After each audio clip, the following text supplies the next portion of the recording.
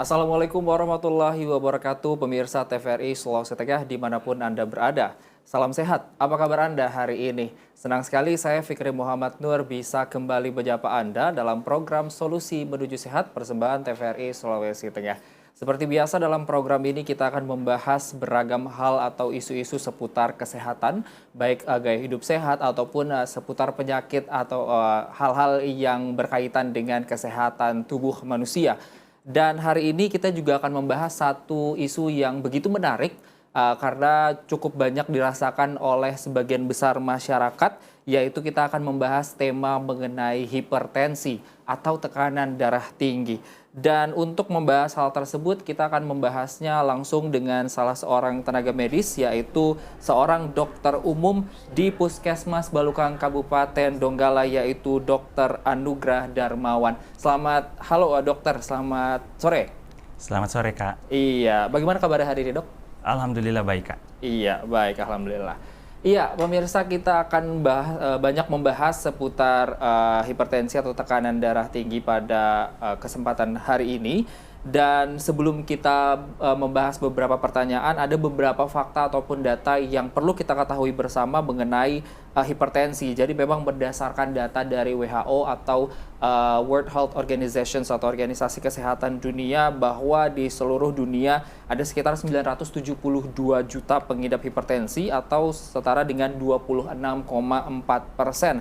Dan bahkan diperkirakan tiap tahun ini akan ada 9,4 juta orang yang meninggal akibat hipertensi. Selain itu, Kementerian Kesehatan pada tahun 2019 juga mengeluarkan data bahwa kasus hipertensi global diestimasi sekitar 22% dari total populasi dunia, dan 2/3 penderita hipertensi berasal dari negara ekonomi ke bawah. Ya, berdasarkan data ini kita melihat bahwa begitu penting atau begitu urgent untuk kita sama-sama menyadari bahaya ataupun dampak dari hipertensi ini sendiri. Iya, untuk itu saya langsung ke Dokter Anugrah. Dok, melihat data ini, dok, sebenarnya apa itu hipertensi dan seberapa berbahaya hipertensi ini sendiri kepada masyarakat? Baik, jadi hipertensi atau biasa yang sering kita kenal dengan tekanan darah tinggi adalah peningkatan tekanan darah yang ditandai dengan peningkatan sistolik lebih dari sama dengan 140 mm air raksa, dan juga peningkatan tekanan diastolik lebih dari sama dengan 90 mm air raksa yang dilakukan pada 2 kali pemeriksaan dengan selang waktu 5 menit pada keadaan cukup istirahat ataupun tenang. Yeah. Nah, untuk seberapa berbahayanya, bukan hipertensinya sebenarnya yang berbahaya, namun efek yang ditimbulkan jika hipertensi tersebut tidak terkontrol. Karena dapat menyebabkan berbagai gangguan lain seperti stroke, gangguan jantung, dan juga gangguan pada ginjal. Oke, berarti memang yang berbahaya ini sebenarnya bukan hipertensinya, dok, ya, tapi dampak yang ditimbulkan dari hipertensi. Jadi apa saja, dok, dampak dari hipertensi ini, baik dia jangka pendek maupun jangka panjang? Baik. Jadi ini yang sebenarnya menjadi masalah untuk hipertensi sendiri. Karena hipertensi kita sering mengenal dengan istilah silent killer, penyakit yang sebenarnya ada namun tidak memberikan gejala. Nah, untuk efek jangka panjangnya sebenarnya sangat jarang kita temui pasien yang mengeluhkan kalau dia menderita hipertensi. Namun, jika dia terus berlanjut dan tidak terkontrol, ini yang berbahaya. Nah, biasanya pada pasien-pasien yang datang, baik di praktek pribadi, di puskesmas, rumah sakit, maupun senter-senter kesehatan, itu biasanya keluhannya adalah pusing dan sakit kepala. Iya, pusing dan sakit kepala. Baik, jadi itulah keluhan yang paling sering. Kemudian ada lagi mudah lelah, jantung berdebar, dan penglihatan sering kabur. Namun terkadang masyarakat itu menganggap bahwa gejala-gejala tadi itu adalah hal yang sepele. Jadi kadang ketika pasien atau penderita hipertensi mengalami gangguan tersebut, mereka hanya membeli obat di apotik tanpa mengukur tekanan darahnya. Baik, seperti itu. Iya, itu untuk gejala-gejala begitu ya, dok, ya, yang akhirnya dirasakan oleh orang-orang yang bahkan belum ke tenaga medis tapi sudah mendiagnosa bahwa kemungkinan besar saya menderita hipertensi, begitu ya. Nah, sedangkan untuk dampaknya sendiri, seperti misalnya tadi dokter bilang ada stroke, kemudian serangan jantung, itu apakah ada dampak-dampak lain yang mungkin akan terjadi apabila gejala-gejala hipertensi ini dibiarkan begitu, tidak diperiksakan sesegera mungkin? Apa dampak jangka panjangnya yang bisa terjadi? Baik, Jadi dampak jangka panjangnya seperti tadi yang telah saya jelaskan bahwa memang banyak sebenarnya. Namun yang paling sering akan kita jumpai adalah itu tadi, stroke. Jadi berdasarkan riset maupun data yang telah terkumpul dan data terbaru mengatakan bahwa penderita stroke sebanyak 64% Iya. terjadi akibat karena hipertensi yang tidak terkontrol. Baik. Nah, kemudian gangguan pada kardiovaskular atau jantung. Nah, ini sebenarnya ketika hipertensi tidak terkontrol, ini akan meningkatkan penyakit jantung koroner sebanyak 2 kali lipat dan juga meningkatkan 50% henti jantung pada pasien dengan hipertensi yang tidak terkontrol. Iya, begitu ya dok ya. Berarti memang dampaknya kebanyakan bisa menimbulkan untuk stroke dan juga penyakit-penyakit kardiovaskular atau berhubungan dengan jantung dan pembuluh darah begitu ya dok ya. Iya. Iya, baik. Ini menarik sekali karena ada data juga menyebutkan ternyata memang ada 64% begitu penderita stroke ini diakibatkan oleh hipertensi. Dan bahkan tadi dokter sempat menyebutkan hipertensi ini dikenal sebagai silent killer begitu ya. Seperti apa maksudnya silent killer ini dok? Apakah memang hipertensi ini ternyata semenakutkan itu begitu? Jadi memang bisa kita katakan semenakutkan itu karena yaitu tadi seperti yang telah saya jelaskan bahwa ternyata hipertensi ini pada fase-fase awal dia tidak akan menunjukkan gejala. Baik. Jadi pada kasus-kasus yang sudah terjadi yang datang ke puskesmas, rumah sakit dan juga senter-senter kesehatan biasanya jarang sekali kita temukan pasien yang datang dengan tekanan darah di bawah 150. Baik. Yang artinya apa? Bahwa perlangsungannya sudah kronik. Ya. Awal-awalnya mungkin itu tadi yang telah saya sebutkan, bahwa ada sakit kepala, pusing, namun mereka hanya menganggap sepele. Jadi biasanya langsung beli obat di apotik atau obat yang menjual obat-obatan. Jadi dia langsung hanya untuk beli untuk sakit kepalanya, bukan untuk hipertensinya. Bukan untuk penyebab utamanya. Begitu ya. Baik. Iya. Tadi juga dokter sempat menyebutkan bahwa kondisi hipertensi ini adalah ketika kondisi tekanan darah itu berada pada angka 140/90 begitu ya dok ya. Sebenarnya untuk angka tekanan darah normal pada manusia ini di angka berapa dok? Baik, jadi kita akan mengenal istilah sistolik dan diastolik. Iya. Nah, untuk sistoliknya sendiri sebenarnya anjuran atau rekomendasi dari WHO itu 90-120 mm air raksa. Baik. Itu untuk sistoliknya, dan untuk diastoliknya sendiri berada di kisaran 60-90 mm air raksa. Baik, 60-90 dan juga 90-120 untuk tekanan diastolik dan sistolik. Sistolik. Gitu. Boleh mungkin dijelaskan secara sederhana begitu dok, apa sebenarnya tekanan diastolik dan sistolik ini? Baik, jadi mungkin masyarakat, termasuk Kak Fikri juga sendiri mungkin sering mendengar ya, apa sih sistolik? Apa itu diastolik? Jadi sistolik sendiri adalah kontraksi otot jantung pada saat mendistribusikan seluruh darah ke tubuh, baik ke sel, jaringan maupun organ. Itulah yang kita sebut sistolik. Simpelnya seperti tadi, jantung memompakan darah ke seluruh tubuh. Nah, sedangkan diastolik adalah fase relaksasi otot jantung, di mana darah yang tadinya telah didistribusikan ke seluruh tubuh kembali lagi ke jantung. Seperti itu. Iya, jadi berkaitan dengan kinerja jantung. Begitu ya, dengan fungsi utamanya untuk memompa darah begitu ya.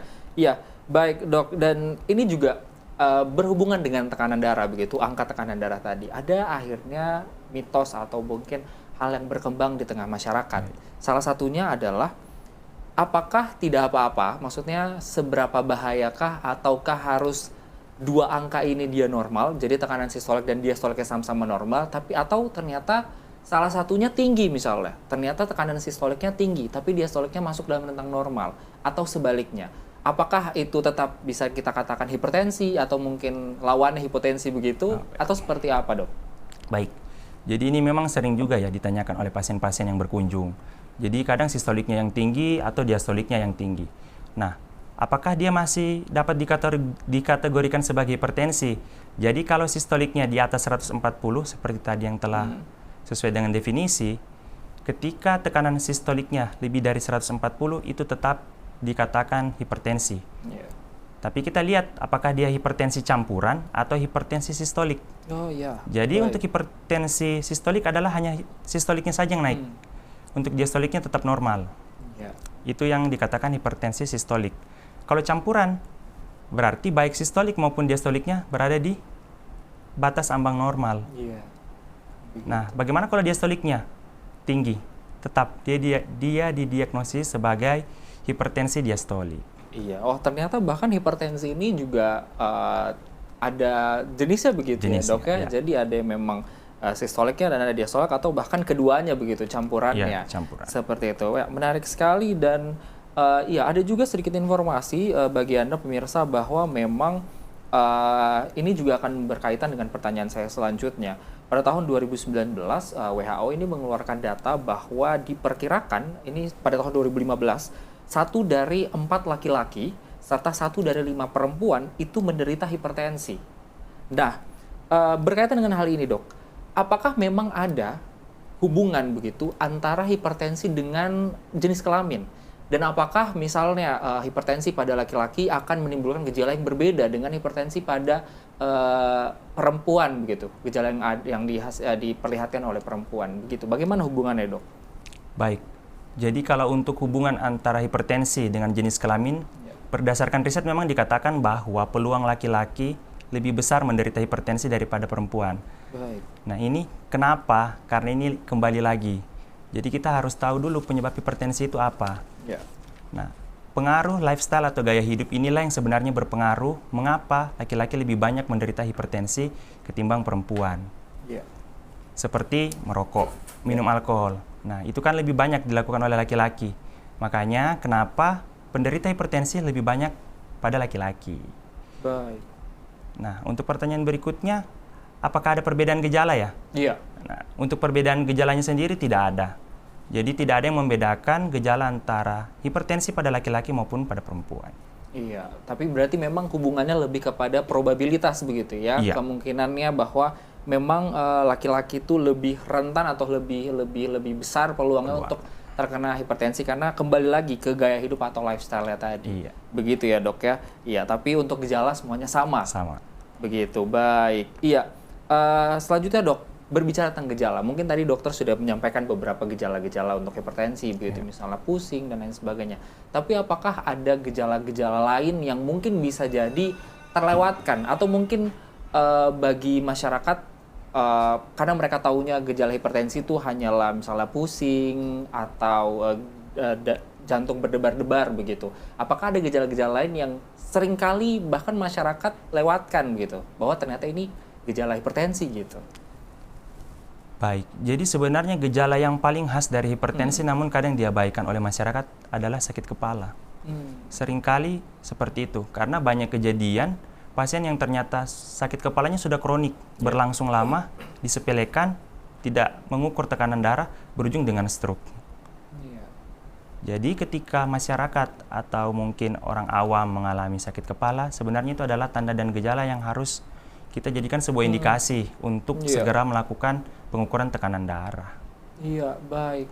Berarti memang pusing atau sakit kepala itu memang menjadi salah satu gejala begitu ya, yang paling sering diremehkan oleh masyarakat karena dianggap sebagai sakit kepala biasa. Begitu ya. Iya. Iya, oke. Baik, iya menarik sekali pembahasan kita mengenai hipertensi. Tadi kita sudah membahas tentang apa itu hipertensi, kemudian gejala-gejalanya, dan juga ada beberapa data-data yang menunjukkan bahwa memang penting sekali untuk kita meningkatkan kewaspadaan atau kesadaran kita tentang penyakit ini. Ya, dan kita akan membahas lebih lanjut lagi, namun kita akan jeda iklan terlebih dahulu. Kami akan segera kembali dalam program Solusi Menuju Sehat SMS.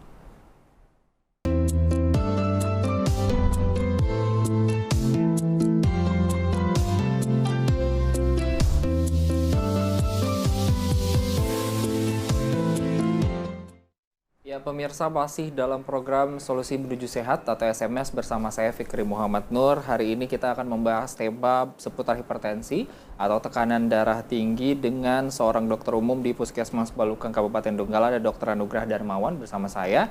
Dan selain itu kami juga mengajak Anda untuk bergabung bersama kami melalui line telepon di 0451 452 414 apabila Anda memiliki pertanyaan atau ingin berkonsultasi atau memberikan opini atau pendapat Anda mengenai tema kita pada hari ini, yakni hipertensi atau tekanan darah tinggi. Di line telepon 0451 452 414. Iya, baik dokter, saya akan lanjutkan. Kita akan melanjutkan pembahasan kita yang tadi sebelumnya sudah kita beberapa hal sudah kita bahas.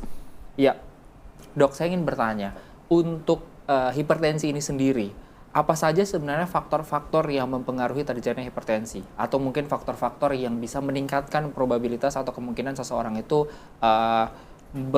menderita hipertensi? Baik. Jadi untuk hipertensi sendiri kita akan mengenal istilah ada dua ya untuk faktor risiko hipertensi sendiri. Jadi ada faktor yang dapat diubah atau dimodifikasi maupun yang tidak dapat diubah. Nah, untuk faktor yang tidak dapat diubah apa saja? Jadi yang pertama itu riwayat genetik atau riwayat keluarga. Nah, riwayat keluarga atau riwayat genetik ini berpengaruh 30-60% terhadap peluang seseorang untuk menderita hipertensi di kemudian hari bila keluarganya memiliki riwayat hipertensi. Nah, kemudian tadi juga telah dijelaskan bahwa jenis kelamin berpengaruh.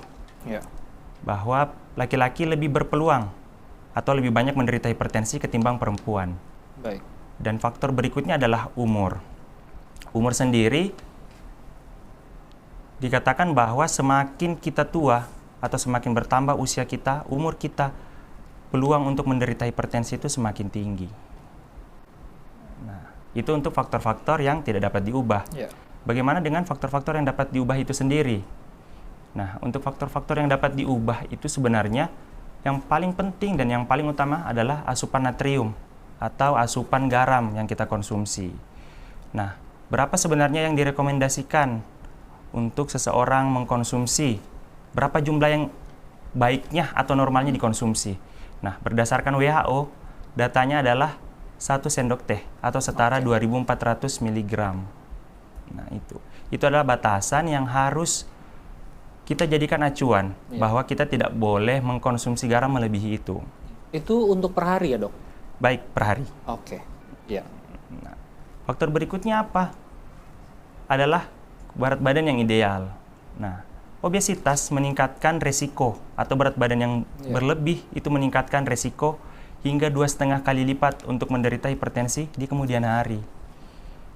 Lantas berikutnya apa lagi? Olahraga. Nah, olahraga yang direkomendasikan oleh WHO adalah 150 menit per minggu. Ini yang sebenarnya harus sangat-sangat diperhatikan. Kemudian berikutnya adalah jam tidur. Jam tidur pada orang dewasa idealnya berada di 6-8 jam. Nah, ini yang harus diperhatikan. Apakah faktor-faktor yang telah saya jelaskan tadi sudah terpenuhi atau tidak pada kita? Sudahkah kita melakukan hal-hal yang memang sudah direkomendasikan atau dianjurkan? Iya, begitu. Berarti memang ada dua begitu ya, Dok ya. Ada yang memang bisa dimodifikasi atau bisa diubah dan ada yang tidak bisa diubah sama sekali. Iya, saya mungkin akan meminta dokter untuk mengelaborasi begitu ya beberapa. Ini saya cukup tertarik juga dengan faktor genetik. Karena 30-60, kata dokter tadi 30-60% itu berpeluang. Jadi memang benar ya, Dok ya, apa yang berkembang di masyarakat bahwa memang ketika ada keluarga kita yang punya riwayat penyakit hipertensi, maka kita itu bisa kena hipertensi juga begitu. Jadi memang ini benar begitu, Dok ya? Baik, memang benar kita akan berpeluang untuk menderita hipertensi di kemudian hari. Tapi ingat, presentasenya hanya 30-60%. Berarti kita masih punya peluang kurang lebih 40-70%, yang artinya apa? Dengan gaya hidup atau lifestyle yang kita ubah, kita dapat mencegah atau paling tidak memperlambat sampai kita pada akhirnya menderita hipertensi pada usia lanjut. Iya, berarti kembali lagi gaya hidup sehat begitu ya, Dok ya? Iya, kemudian satu juga yang menjadi pertanyaan mengenai usia. Kadang banyak masyarakat yang berpikiran bahwa ketika kita sudah berusia tua atau berusia senja, maka hal yang normal begitu untuk kena hipertensi atau kena tekanan darah tinggi. Apakah ini memang berarti orang-orang berusia muda itu tidak bisa kena hipertensi, Dok? Seperti apa sebenarnya? Baik, jadi berdasarkan data riset yang telah dikeluarkan baik oleh WHO maupun Riskesdas itu sendiri, bahwa karena pengaruh makanan tadi, pengaruh lifestyle tadi, justru sekarang ada penderita hipertensi pada rentang usia 18-24 tahun dengan risiko sebesar 13%. Yang artinya apa? Dari 10 orang yang kita temui dengan usia 18-24 tahun, ada kemungkinan 1 orang yang menderita hipertensi. Tapi kembali lagi, hipertensi pada usia remaja biasanya tanpa gejala. Baik. Seperti itu. Iya, berarti memang usia bukan berarti ketika kita masih muda kita tidak bisa kena hipertensi begitu ya. Jadi memang masih tetap ada peluang. Bahkan seperti yang telah disampaikan dokter, data dari Kementerian Kesehatan pun sudah menyebutkan bahwa 18 sampai 24 tahun itu ada peluang kena hipertensi begitu ya. Aduh, ini menarik sekali begitu. Dan kembali lagi seperti yang sudah disampaikan Bu Dokter tadi, bahwa memang pola atau gaya hidup sehat menjadi salah satu hal yang cukup penting begitu. Ya, saya sambung tadi, memang ternyata pada hasil riset kesehatan dasar atau Riskesdas 2019, memang angka prevalensi hipertensi itu ada sekitar 34,11% pada penduduk yang berusia 18 tahun ke atas. Jadi memang dimulai dari usia muda begitu ya, Dok ya? Iya. Seperti itu. Baik. Iya.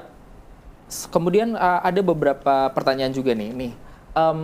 Yang cukup berhubungan juga begitu, Dok, sama anak muda sekarang. Terlebih misalnya yang punya banyak pekerjaan, kemudian bekerja mungkin di startup atau di perusahaan-perusahaan. Apakah ada hubungan antara hipertensi dengan tingkat stres seseorang? Baik.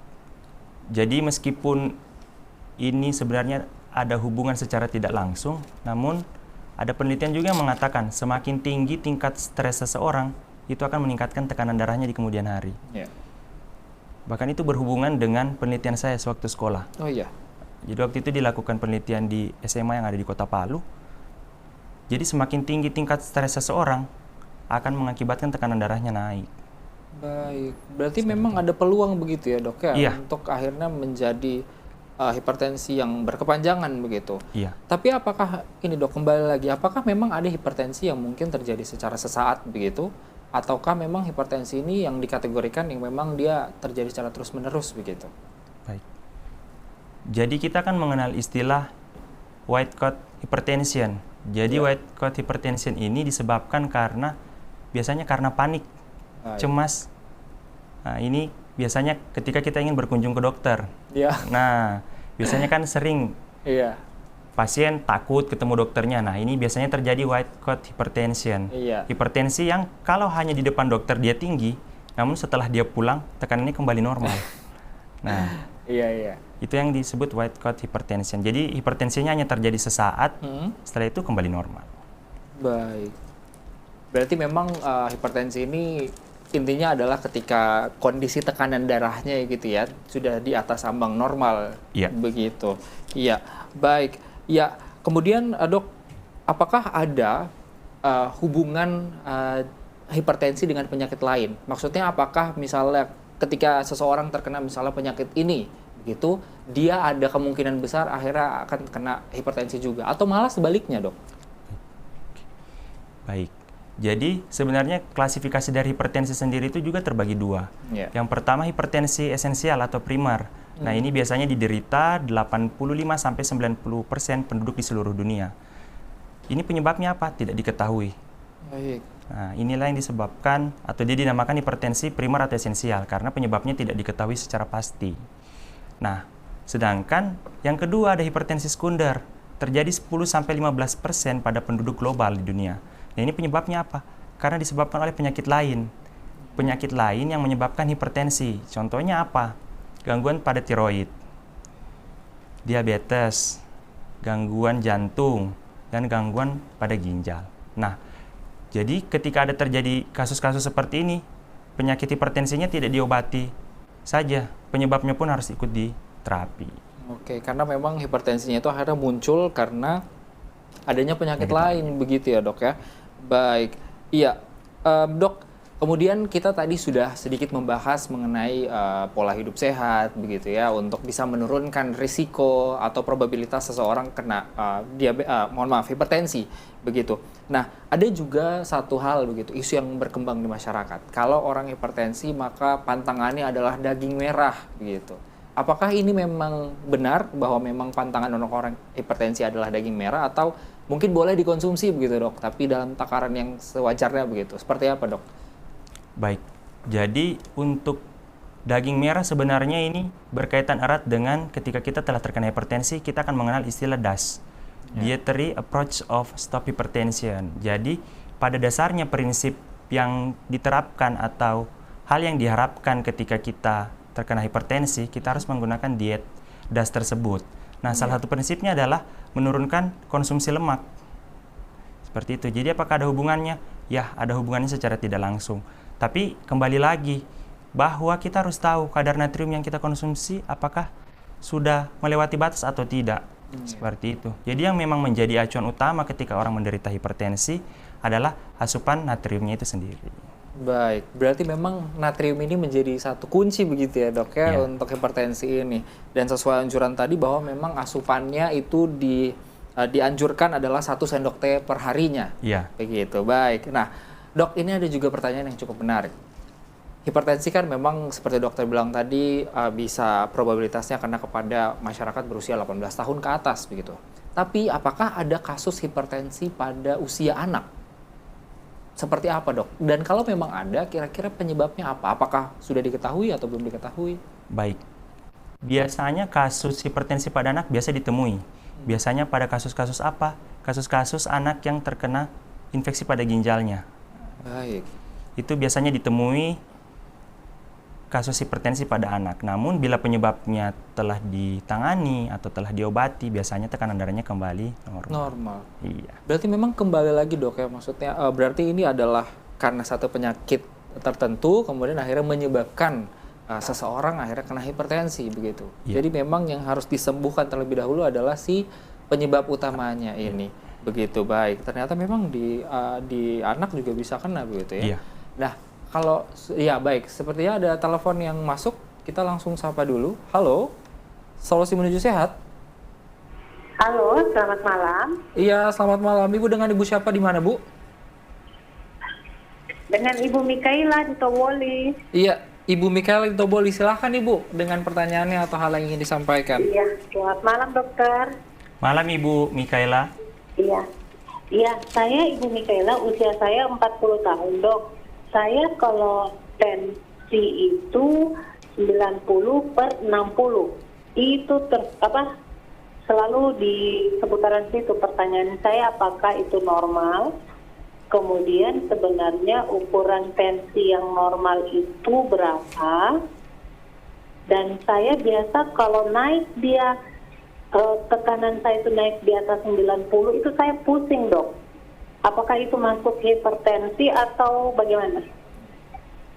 Baik. Ya, makasih. Iya, terima kasih Ibu Mikaela dari Toboli. Iya, menarik dok.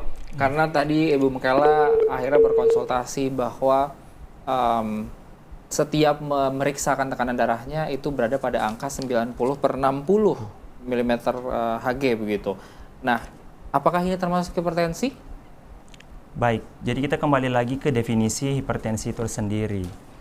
Jadi untuk tekanan sistoliknya lebih dari sama dengan 140 mm air raksa dan juga tekanan diastoliknya lebih dari sama dengan 90 mm air raksa.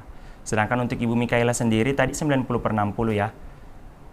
Tadi juga telah dijelaskan pada saat tekanan sistolik itu berapa normalnya, yaitu 90 sampai 120. Tekanan Ibu Mikaela 90 untuk sistoliknya dan diastolik itu 60 sampai 90. Jadi untuk Ibu Mikaela tekanan darahnya dalam kategori normal, Bu. Iya. Oke, tapi tadi dok sempat disampaikan juga sama Ibu Mikaela bahwa tapi ada gejala gitu. Ketika tekanan darahnya bahkan di atas 90/60, ada gejala pusing gitu. Seperti apa dok? Baik, jadi tadi pertanyaannya ketika tekanannya naik di atas 90, dia pusing. Apakah itu dikategorikan sebagai hipertensi atau tidak? Jawabannya tidak ya Bu, karena sesuai dengan definisi bahwa dikatakan hipertensi itu adalah tekanan sistoliknya lebih dari sama dengan 140 dan diastoliknya lebih dari sama dengan 90. Nah, kenapa ada gejala pusing pada saat tekanannya di atas 90? Ini karena sebenarnya kebiasaan, Bu. Jadi tubuh kita sebenarnya itu punya termoregulasi atau dia bisa beradaptasi secara adaptif. Nah, jadi badan ibu, tubuh ibu telah terbiasa dengan tekanan 90/60 tadi. Jadi kapan dia naik sedikit, mau banyak, biasanya memang akan bergejala seperti itu, Bu. Bukan hanya pusing, sakit kepala juga, jantung berdebar-debar, dan gampang lelah. Baik, berarti memang semacam ini ya dok, gejala itu adalah bentuk respon tubuh begitu ya dok ya? Karena ada perubahan, karena yang biasanya tekanannya 90/60, kemudian dia meningkat begitu. Tapi tidak perlu khawatir karena itu tidak termasuk hipertensi. Gitu ya. Seperti itu Bu Mikaela, jadi tidak perlu khawatir ya. Baik, iya dan dok, tadi dokter juga sudah menjelaskan bahwa tekanan darah yang normal itu berapa, kemudian hipertensi berapa. Apakah ini berlaku di semua rentang usia? Ataukah ketika dia berbeda rentang usianya, maka berbeda pula tekanan normalnya? Misalnya pada lansia, apakah seperti yang dokter sebutkan tadi kayak 90 per 120 sampai 120 per 80 begitu, apakah itu juga berlaku tekanan darah normal pada lansia atau tidak? Baik, jadi sebenarnya untuk pengukuran tekanan darah sendiri pada usia anak-anak dan ke remaja dan kepada lansia sendiri itu sebenarnya ada perbedaan, ada range. Jadi tidak akan sama pengukuran tekanan darah pada anak, remaja dewasa, dan juga lansia. Bahkan ada riset yang mengatakan bahwa pada lansia di atas umur 80 tahun, 150 itu masih dianggap normal. Baik, pada lansia begitu Pada ya? lansia di atas umur 80 tahun. Baik, berarti memang angka paten begitu ya, itu tidak akhirnya berlaku pada semua rentang begitu. Iya. Malah ketika dia mungkin usianya semakin bertambah, bisa jadi memang tekanan darah secara normal juga ikut bertambah. Begitu ya dok ya. Baik, menarik sekali. Iya, menyambung hal itu dok, apakah memang ada faktor yang mempengaruhi itu sehingga akhirnya karena usianya bertambah, kemudian tekanan darah normalnya juga bisa jadi bertambah? Apakah memang ada faktor atau seperti misalnya kinerja organ atau seperti apa dok? Baik, jadi sebenarnya ketika kita semakin bertambah usia, seperti tadi yang telah dijelaskan, di faktor yang tidak dapat dimodifikasi ya, bahwa semakin kita bertambah usia, semakin bertambah umur kita, resiko untuk terjadinya hipertensi itu sangat tinggi. Kenapa? Karena penurunan elastisitas pembuluh darah manusia. Jadi secara fungsi fisiologis itu akan menurun dan itu akan meningkatkan kekakuan. Nah, itulah yang menyebabkan pompa jantung akan semakin meningkat pada bertambahnya usia. Seperti itu. Berarti memang dipengaruhi dengan struktur organ-organ kita begitu ya, karena semakin usia yang semakin renta juga akan ada perbedaan begitu dan perubahan pada struktur. Baik, iya. Kita sudah membahas banyak sekali nih dok, seputar hipertensi, kemudian penyebabnya dan sebagainya. Seperti ada telepon lagi ya yang masuk ya. Baik, langsung kita sapa. Halo, Solusi Menuju Sehat, SMS. Iya, halo, selamat malam dok. Iya, selamat malam. Dengan Ibu siapa, di mana Bu? Dengan Ibu Dea di Parigi. Iya, Ibu Dea di Parigi. Silakan Ibu, apabila ada yang ingin dikonsultasikan. Iya dok, saya mau bertanya nih. Saya punya orang tua yang sudah lansia.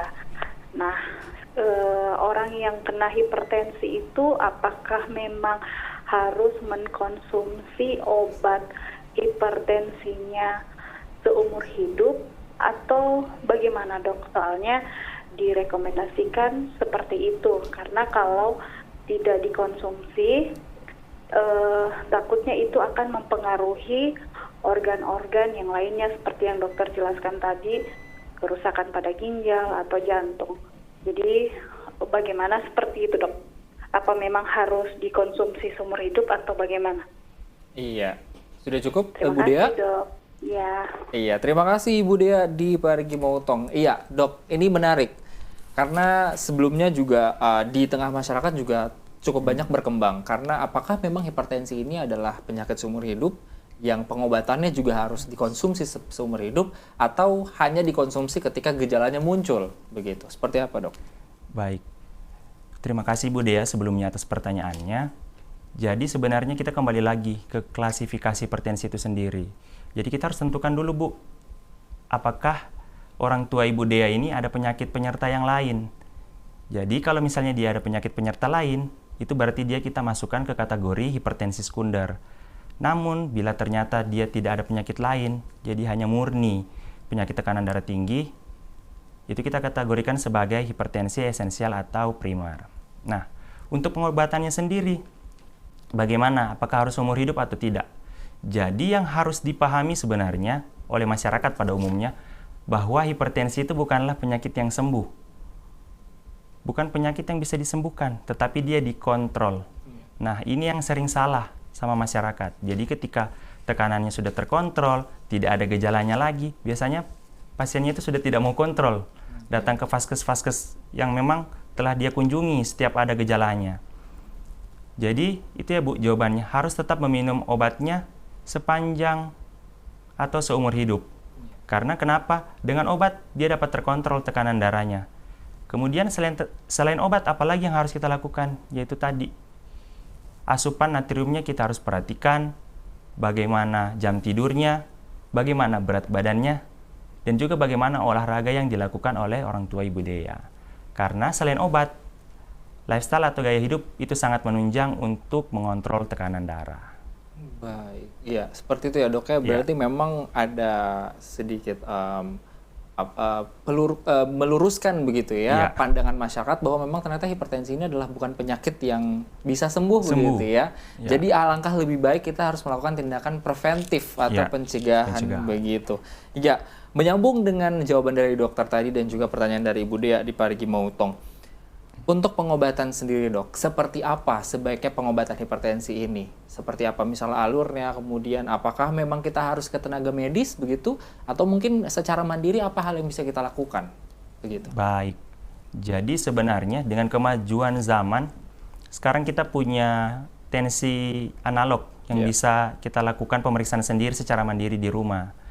Namun, bila kita ingin melakukan pemeriksaan mandiri di rumah, ada hal yang sebenarnya harus diperhatikan. Nah, jadi dimulai dari apa?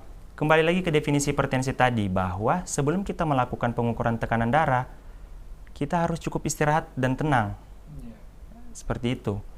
Kemudian cara pengukurannya bagaimana? Apakah baiknya duduk atau baring? Nah, yang direkomendasikan itu adalah dalam keadaan posisi duduk. Kemudian bagaimana cara pengukurannya? Dilakukan pada lengan kiri. Dengan posisi sebenarnya tangan tidak boleh menggantung. Nah ini mungkin banyak juga keluhan masyarakat ketika ke fasilitas kesehatan mengatakan bahwa dok, tekanan saya di rumah tadi normal, tadi rendah, tadi tinggi. Nah ini mungkin saja dari cara faktor pemeriksaannya sendiri. Apakah sudah sesuai dengan aspek-aspek atau kaidah-kaidah mengukur tekanan darah yang baik dan benar. Seperti itu. Berarti memang sebaiknya dilakukan oleh tenaga medis, tetapi kalau memang ingin dilakukan secara mandiri, kita perlu tahu begitu ya, cara-cara yang tepatnya seperti apa. Iya, begitu dok. Nah, untuk pemeriksaan tekanan darah sendiri, itu sebaiknya berapa kali dalam misalnya, apakah dia harus dilakukan secara rutin sehari, misalnya 2 kali, atau mungkin setiap minggu, atau seperti apa dok, pemeriksaan tekanan darah yang memang seharusnya rutin dilakukan? Baik, jadi bagaimana sebenarnya tekanan darah yang harus dilakukan? Apakah setiap hari, ataukah setiap minggu, atau setiap bulan? Jadi sebenarnya kembali lagi ke faktor resiko kita. Apakah kita itu sebenarnya punya resiko lebih besar untuk menderita hipertensi? Jadi jika kita memang punya resiko semakin besar untuk menderita hipertensi di kemudian hari, karena faktor mungkin riwayat keluarga atau genetik, jenis kelamin, dan usia tadi, itu akan sebenarnya semakin meningkatkan resiko. Sebaiknya setiap hari kita lakukan. Jadi memang kita harus punya alat pengukur tekanan darah yang analog di rumah. Nah, namun bila memang ingin melakukan pemeriksaan secara rutin di puskesmas, semakin tinggi risikonya, semakin sering kita lakukan. Nah, bila kita punya risiko semakin tinggi, baiknya setiap minggu.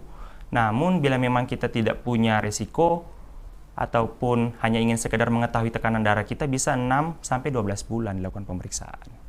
Setiap 6-12 bulan begitu ya pemeriksaan tekanan darah. Iya. Kemudian kita sedikit kembali tadi dok, untuk pemeriksaan secara mandiri begitu di rumah. Kondisi seperti apa sebenarnya idealnya untuk kita memeriksa tekanan darah? Misalnya kalau secara posisi misalnya duduk, tetapi misalnya kita sebelumnya sempat melakukan aktivitas berat, apakah itu boleh? Atau mungkin dalam keadaan relaksasi atau yang seperti apa? Baik. Jadi untuk di rumah sebenarnya hal-hal yang harus diperhatikan yaitu tadi. Kita kembali lagi ke definisi bahwa untuk melakukan pengukuran tekanan darah, kita harus dalam kondisi cukup istirahat dan juga tenang. Nah, ini 2 faktor yang sebenarnya harus menjadi perhatian kita.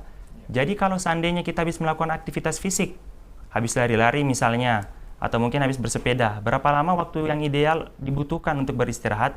Biasanya itu 30-45 menit. Nah, sebelum kita melakukan pemeriksaan tekanan darah. Oke, baik. Kita tahan dulu ya dok ya, karena sepertinya ada yang bergabung dengan kita.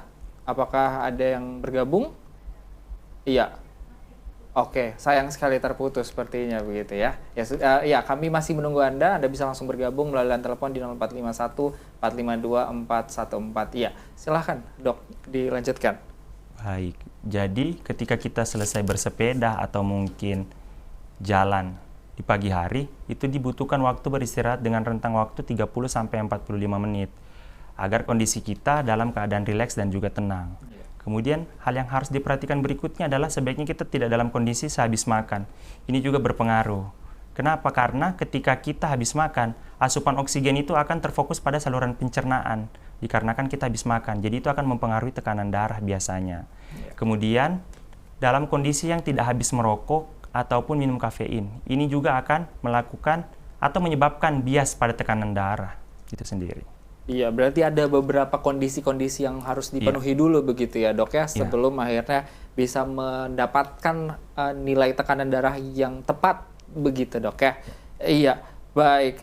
Ya, kemudian menyambung juga tadi dari pertanyaan sebelumnya, pengobatan yang seperti apa untuk orang-orang yang akhirnya sudah terkena hipertensi Dok? Misalnya obat, apakah memang harus dikonsumsi seumur hidup, dan jenis-jenis obat seperti apa yang nanti akan diberikan oleh tenaga medis untuk para penderita hipertensi ini? Baik, jadi untuk jenis obat-obatannya kita harus tentukan dulu.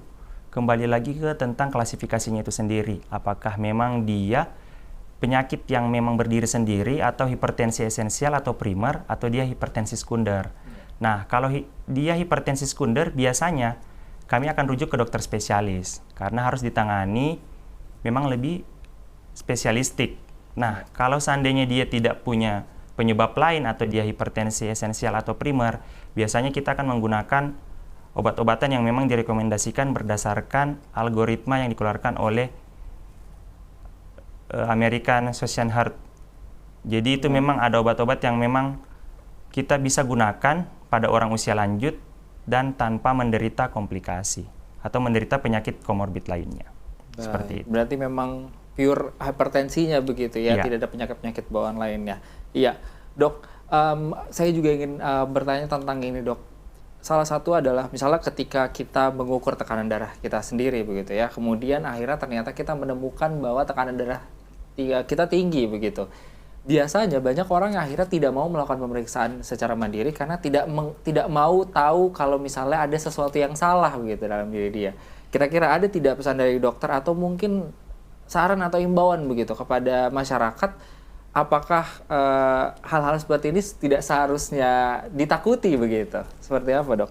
Baik, mungkin ini edukasi atau himbauan yang sering saya lakukan kepada pasien saya.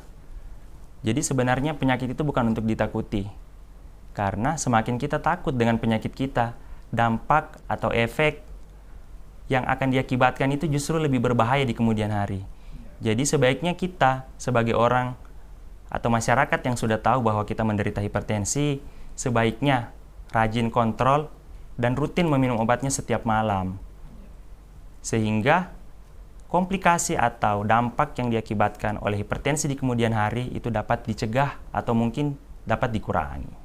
Ya, berarti jangan takut begitu ya Dok ya. Karena sebenarnya semakin cepat kita mengetahui ada yang salah, maka penanganannya juga jauh jadi lebih cepat begitu ya Dok ya. Iya, baik, itu untuk penanganannya. Sedangkan langkah preventifnya yang bisa kita lakukan Dok, seperti apa? Baik. Nah, untuk langkah preventifnya sendiri, kita akan kembali lagi ke faktor risiko. Jadi faktor risiko tadi seperti yang telah saya jelaskan bahwa terbagi dua. Ada yang dapat dimodifikasi dan ada yang tidak dapat dimodifikasi. Nah, kalau ternyata kita telah menderita hipertensi, WHO malah menganjurkan atau merekomendasikan asupan natriumnya malah turun. Seperti telah tadi yang saya jelaskan 2.400 mg. Nah, kalau kita telah menderita hipertensi, bahkan asupannya dikurangi menjadi 3/4 sendok teh atau 1.500 mg. Nah, itu langkah preventif yang pertama. Yang berikutnya adalah berat badan yang ideal. Nah, kita harus mengukur berat badan kita berdasarkan tinggi kita. Nah, itu akan dimasukkan ke tabel. Nah, kita akan tahu di situ bagaimana indeks massa tubuh kita, apakah kurang, proporsional, atau berlebih, dalam hal ini obesitas. Nah, kemudian yang berikutnya adalah jam tidur. Ini yang harus diperhatikan dan mungkin ini yang agak sulit. Di zaman yang seperti sekarang kita dituntut untuk sebenarnya yang ideal tidur dengan durasi 6-8 jam. Karena apabila dia kurang atau berlebih, justru itu juga akan menimbulkan efek pada kardiovaskular, meningkatkan 2 kali lipat penyakit kardiovaskular. Nah, yang paling penting berikutnya adalah olahraga. Nah, ini tadi telah direkomendasikan bahwa dalam seminggu kita butuh 150 menit. Nah, bagaimana cara menggunakan 150 menit tersebut? Apakah bisa langsung dikebut dalam satu sesi atau seperti apa? Nah, yang direkomendasikan oleh WHO adalah 3 sesi atau 5 sesi dalam seminggu. Untuk 3 sesi, berarti kita akan menggunakan 50 menit. Nah, untuk yang 5 sesi berarti 30 menit. Nah, sedangkan yang 3 sesi itu 50 menit. Nah, ini yang harus menjadi perhatian kita. Mungkin akan ada pertanyaan, bagaimana kalau seandainya dikebut? Yeah. Saya tidak punya waktu di weekday atau pada hari kerja. Saya punyanya hanya di Sabtu Minggu. Apakah bisa saya kebut 75 menit per satu kali sesi atau bahkan langsung 150 menit? Yeah. Jawabannya adalah tidak. Kenapa? Karena hal yang direkomendasikan oleh WHO tadi itu merupakan cara yang dapat meningkatkan kebugaran. Sedangkan kalau kita kebut, dia malah menyebabkan kelelahan. Seperti itu. Bukan kebugaran yang didapatkan, malah kelelahan. Tubuh jadi malah capek gitu capek, ya, Dok ya. Ya. Begitu. Iya, berarti itu langkah-langkah preventif yang bisa kita lakukan gitu ya. Jadi mulai dari kontrol makanan begitu ya, kemudian berat badan juga harus kita perhatikan begitu, dan juga gaya hidup seperti olahraga.